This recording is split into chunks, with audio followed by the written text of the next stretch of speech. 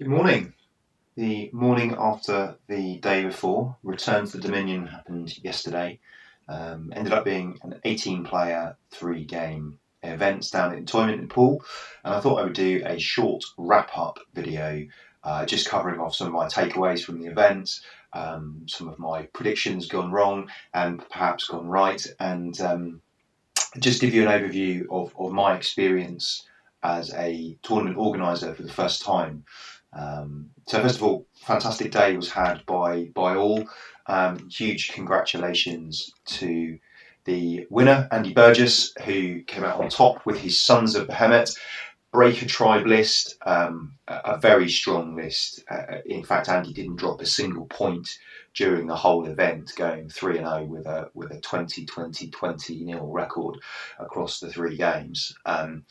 Demonstrating both his skill and experience with the Sons of Behemoth list and also the strength of that particular setup in third edition. Other sort of comments on that is Andy is a fantastic painter, and winning the event meant he didn't get a look in for the best painted. But beyond that, he did really well. I think I'll come back and talk about this a bit later on about the strengths of Sons in third edition, and give you a little bit of my thoughts on what makes them so strong and why. In second place, Henrik Reichstager. Apologies, Henrik, for pronouncing your surname incorrectly, no doubt.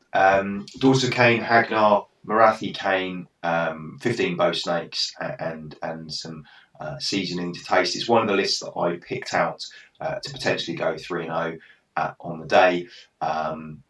He did fantastically well. I think Henrik played very well. He had a tough second matchup into a Zinch list, which I think, had it not been for that, Henrik had a good chance of taking out the whole event and coming top. But still a 3-0, still a very strong performance, and just demonstrating the strength of Marathi Kane, and the power of being either a son or a daughter.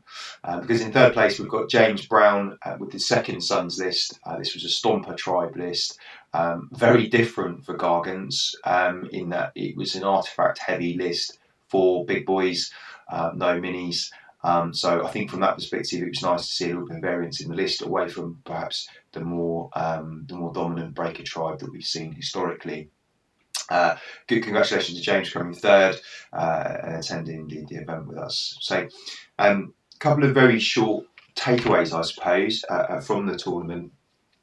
Just to touch on the fact that Sons of Behemoth are two of the three in the top three. The reality, I think, is that most of the ability for Sons to take large amounts of damage comes from the Megas, who have only got stronger into third.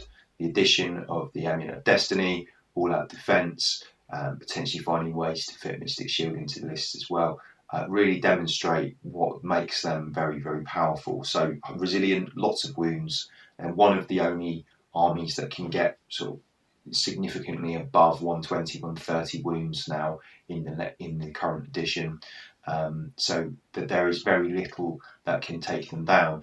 Interestingly, the battle plans that we had were in the main battle plans that favoured the Sons of Behemoth lists. The middle battle plan with the 6 objectives is probably the more challenging one, and certainly compared with second edition, there are fewer objectives on the board in third. It's a smaller board, so it allows the Sons to cover more ground and to be more effective in packs. So I think the battle plans are a big part of what make them very strong. I think there's very few battle packs in the GHB 2021 that they can't succeed at.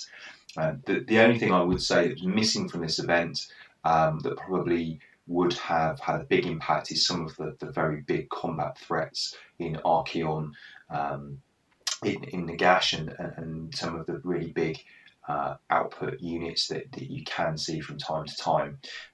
There was a couple of corn lists, but I don't think, from memory, that the corn lists played into the Sons of Behemoth. That might have been an interesting matchup, but yeah, I think in a 5-game format, the Sons are probably going to come across one or two armies that have the potential to deliver that sort of killer punch. and that may well be the difference between the 5-0 and the 4-1 bracket for most Suns. But I think I'm going to echo what's been said across the board. At the moment, if you want a great army to play in third edition and you want to go to an event and perform well, Sons of Him are going to give you a good leg up. Not to take away anything from Andy, who not only won the event, went 3-0, but also didn't drop a single point, which I think comes from his experience and playing that army.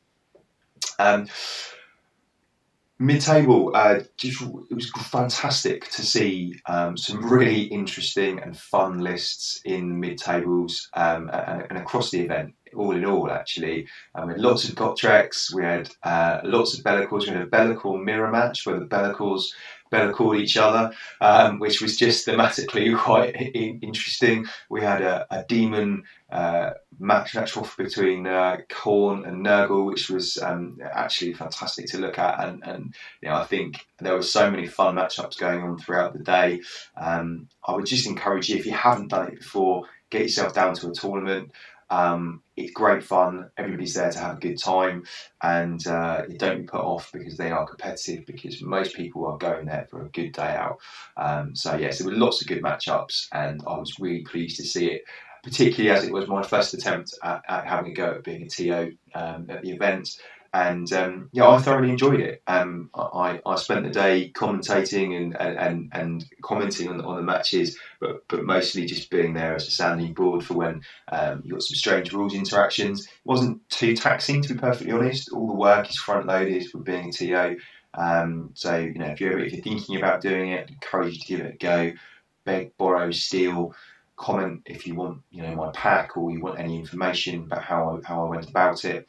The one thing I would say is try and get yourself a good app to help you with the pairings. I did all mine manually to try and create interesting matchups, because there was a strong local contingent to my tournament, as you probably will find across the board.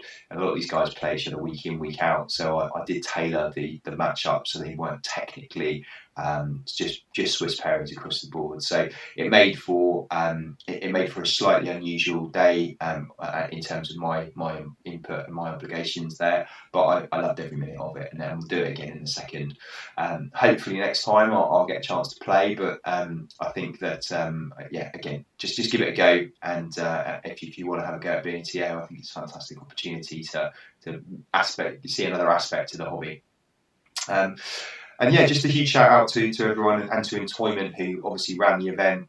Pete, who runs the store, provided us with fantastic support in the lead up to the event, and on the day, some prize support as well. So just a huge shout out to Entoyment for all of the support they gave me in the lead up.